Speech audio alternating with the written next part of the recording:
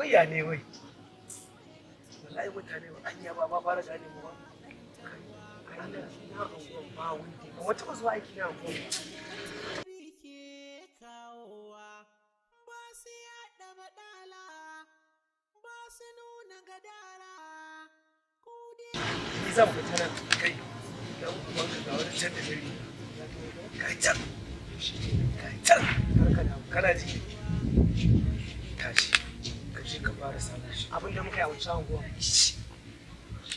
Allah a sai tashi ba matsala Allah ya biyo sai na ci naman kaza tsakanin dan adam assalamu alaikum barka dai yawwa lafiya lau ya gaji lafiya lau yawwa lafiya lau da Allah tambaya nake to Allah sa na sani da Allah unguwar kyaushe nake nema unguwar kyaushe kai tsakani da Allah malami ma da yake bako ne ni ban san inda ake cin unguwar kyaushe a nan gari ba ni ma ban dade da zuwa ba baka san unguwar kyaushe ba amma malam to da Allah ga wannan kila shi dan gari ne a barka da a bani gaisa da mutane da Allah wannan bawan Allah ne ya tambaye ni wata unguwa wai unguwar kyaushe to ni ka san bako ne kuma zan ni wurin karɓi wani sako ne ban da zuwa ba kai ne naga kila kai dan gari ne kila ko ka sani unguwar kyaushe to ga kanan gashi in ka bi kwanan nan ka bi kwanan haka nan kwanan ka gane sai ka shiga hannunka na dama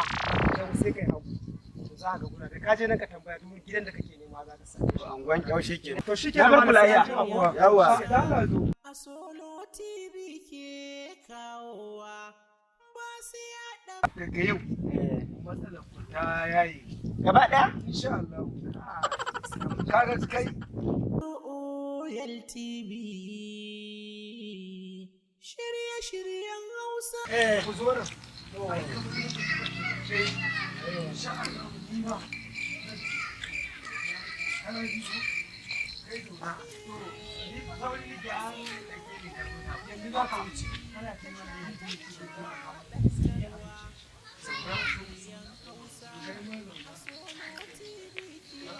salamin almulabirai kun san dalilin da yasa na ce muku ku zo nan? A'a. Sani ba da yawwa. A gaskiya na sha wahala kafin gane wannan unguwa ta kyaushe. Kuma alhamdulillah na ji daɗi da kuka nuna. To jin daɗi na da na yi shine ni ma zan saka muku da wani abu na alkhairi wanda zai muku amfani a tsawancin rayuwar. Da haka yana share muku hawaye na tsawancin rayuwar. Kai abin da yake damun ka. Mahaifiyar kishiyar mahaifiyarka ita ce fatawa babanku asiri. Aka saki mamanku shi yasa kake zaune a cikin wannan wahala. Dan ce zan taimake ku. Ai wannan ba wani abu bane. Asirin nan shi ne aka yi wa mahaifiyar to kishiyar mamanku ce kuma in Allah ya yarda zan karya asirin nan ka daina kuka wahalar ka ta zo ƙarshe don Allah. Oh no! Ka daina sa damuwa. Dole ne in damuwa da abu. Dole ne in damuwa. Ka daina damuwa tun da ni na ce zai yi wannan abu. Dole in damuwa da. Ka daina kuka. Kana ji na? Tun da ni ne ce zan taimake ku. Kuma insha Allah zan taimake ku. Ka ji ko? Wannan shi ma zan taimaka mai. Ni ma? Insha Allah. To madalla. Zan taimaka mai. Madalla, na gode. Abin da nake so da kai.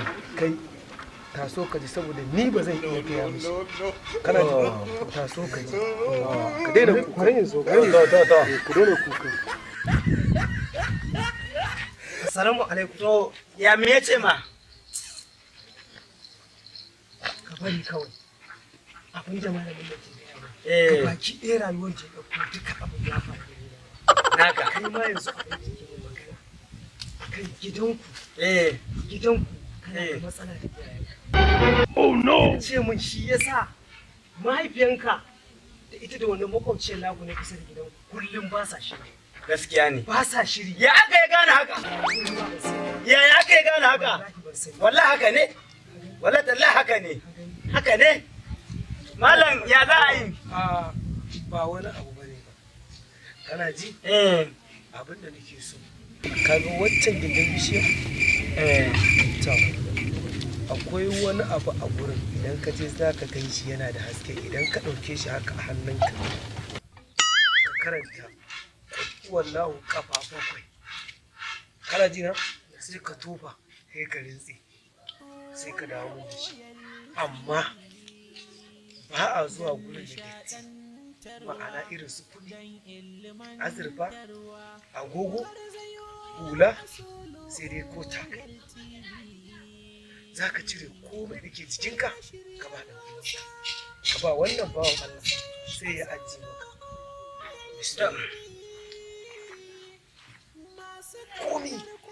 komai in cire ai karka tafi da komai ba shi ajiye mashi ka ajiye mishi nashi ne ba to zan iya tafiya zuwa ka za ka iya tafiya sai na dawo mala Allah ya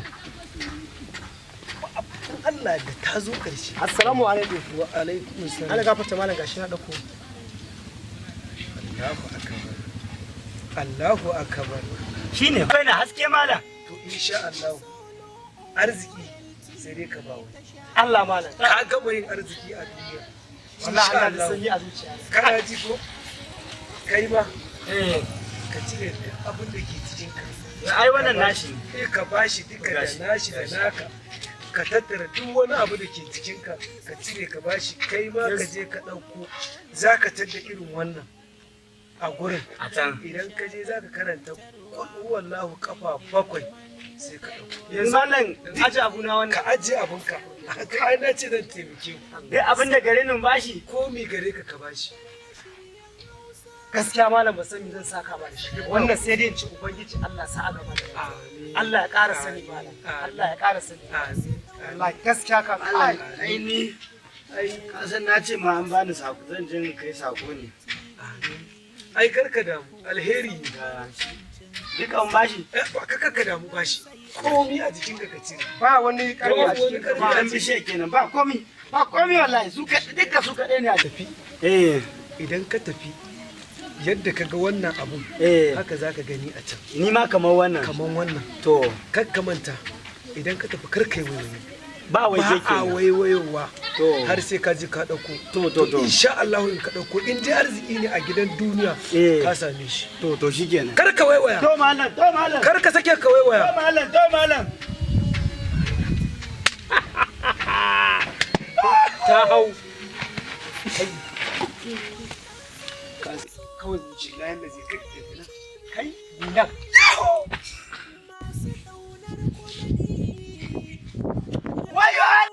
Solo OLTV was